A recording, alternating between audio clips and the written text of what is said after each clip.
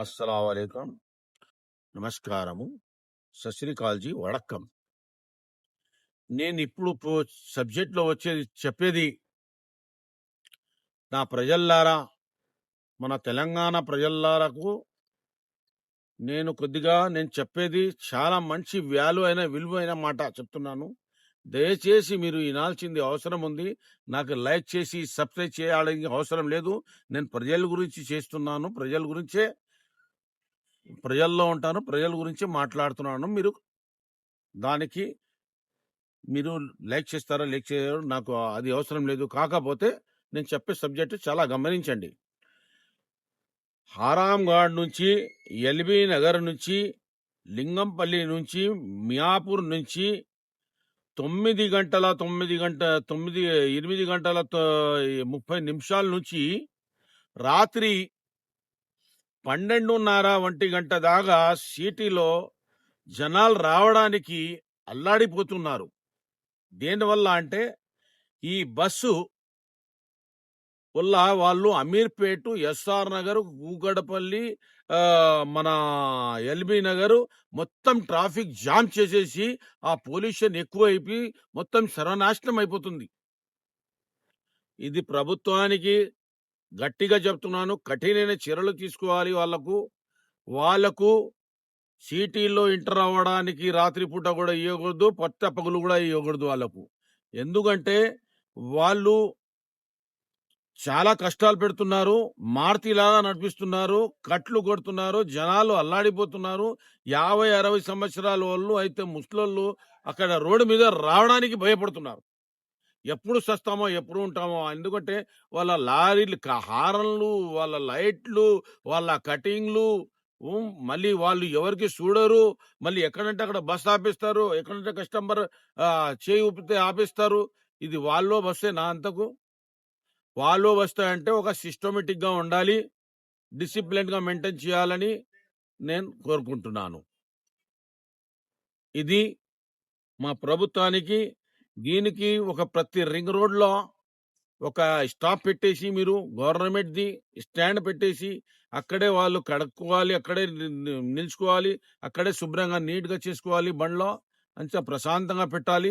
Bus వాళ్ళకి కూడా చెప్తున్నాను, మంచి బిస్కెట్ పాకెట్లు కానీ, వాటర్ బాటిల్ కానీ వాళ్ళు కూర్చున్న తర్వాత ఇచ్చేయాలి. ఎందుకంటే మంచోళ్ళు ఉంటారు, షుగర్ పేషెంట్ ఉంటారు. ఒక బెల్లు సీట్ దగ్గర పెట్టేసేయాలి. ఎవరన్నా నంబర్ 1, నంబర్ 2 వస్తే కూడా మీరు ఆపుతలేరు. ఎక్కడన్నా స్టాప్ ఉంటే అక్కడ 5 నిమిషాలు 10 నిమిషాలు తీసుకొని అక్కడ ఆపాల్సింది. పెట్రోల్ పంప్ దగ్గర ఎక్కడన్నా ఆపేసేయాలి. వాళ్ళు నంబర్ 1, నంబర్ 2. లేదంటే వాళ్ళే ఏమవుతుందంటే చాలా కిడ్నీలు ఫెయిల్ అయిపోతున్నాయి మీ వల్ల. మళ్ళీ ఒకటి ఏసీ వేస్తారు, చేస్తారు. అసలు మీరు చూడరు. ఏసీ పోతూనే ఉంటది. పొద్దున పూట అల్లాడిపోతున్నారు చాలా మంది. నాకు ఏంటన్నా ఇది నంబర్ 1 వస్తుంటే కూడా ఈయన ఆపట్లేదు, అక్కడ స్టాప్ చేసుకుంటూ పోతున్నాం అని ఆపట్లేదు బండి. ఏం చేయాలి? నేను అల్లాడిపోతున్నాను. దాని గురించి ఏదైనా స్టాప్ చేయాలని నేను అది కోరుకుంటున్నాను. పొద్దున పూట వీళ్ళు పొద్దున పూట వచ్చేటప్పుడు కూడా దానిలో జనాలకైనా ట్రాన్స్పోర్టింగ్ సామాన్ ఎక్కువ ఉంటుంది. దానివల్ల వీళ్ళు ఏం చేస్తున్నారంటే అక్కడ 1 గంటకు బయలుదేరి టైం ఎక్కడ అయిపోతుందో అని ట్రాఫిక్ జామ్ అంటే కూడా రాత్రిపూట కొట్టుకొని 4-4:30కి ప్రాంతంలో సిటీలో బయలుదేరాలంటే ఎవరన్నా మామూలు మనిషి, సీదా ఆమ్ మనిషి వెళ్ళాలంటే భయపడుతున్నారు. ఎందుకంటే ఎప్పుడు యాక్సిడెంట్ అవుతుందో ఏం లేదు. వాళ్ళు వచ్చే స్పీడ్లు చాలా స్పీడ్లో వస్తున్నారు. రెండవది 5-5:30 ప్రాంతంలో కూడా వాళ్ళు స్పీడ్ వస్తున్నారు. ఒక స్కూల్ బస్ కి కట్టుకొట్టి వెళ్ళిపోయారు. స్కూల్ బస్ అంటే వాళ్ళు ఎంటీగా వచ్చేసి పిల్లలకి ఎక్కించుకొని వెళ్తారు. ఎల్బీ నగర్ పోతుంది బస్సు, దిల్సుఖ్ నగర్ పోతుంది, ప్రతి చోటు పోతుంది స్కూల్ బస్సులు కూడా పెద్ద పెద్ద బస్సులు పెట్టకుండా చిన్నగా 25 సీట్లది బస్సులు పెట్టుకోవాల్సింది అవసరం ఉంది. స్కూల్ వాళ్ళకు కూడా చెప్తున్నాను, దానివల్ల దీంట్లోనే కలిపి చెప్తున్నాను. అది జాగ్రత్తగా సైడ్ మిర్రర్లు కావాలి, సైడ్ కెమెరాలు కూడా కావాలి. వాళ్ళకు మంచిగా డిసిప్లిన్ గా మెయింటైన్ చేసి చిన్న పిల్లలు ఎక్కారా లేరా అని ఎంచుకున్న తర్వాత ఆయనకు రైట్ అంటేనే ఆయన వెళ్ళాలి.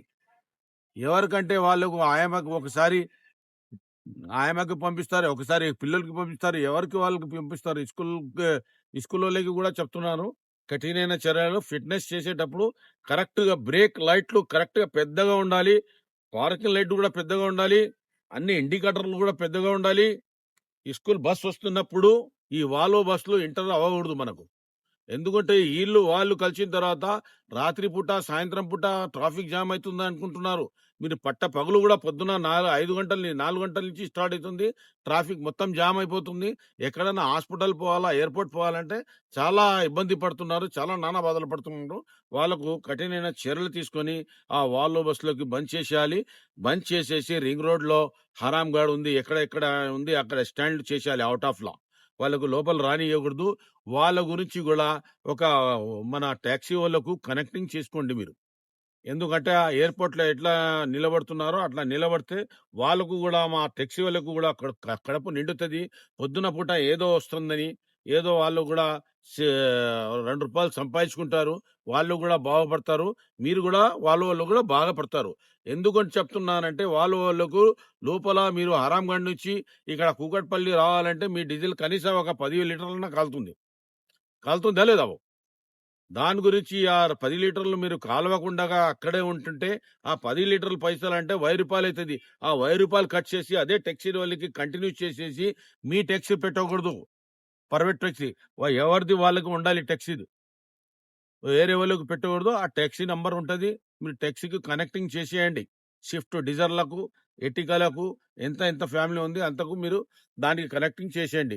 సాయంత్రం వచ్చేటప్పుడు గూడా ఆ స్టాండ్ నుంచి పోవాలి. పొద్దున్న వచ్చేటప్పుడు గూడా ఆ స్టాండ్ నుంచి రావాలి మీరు.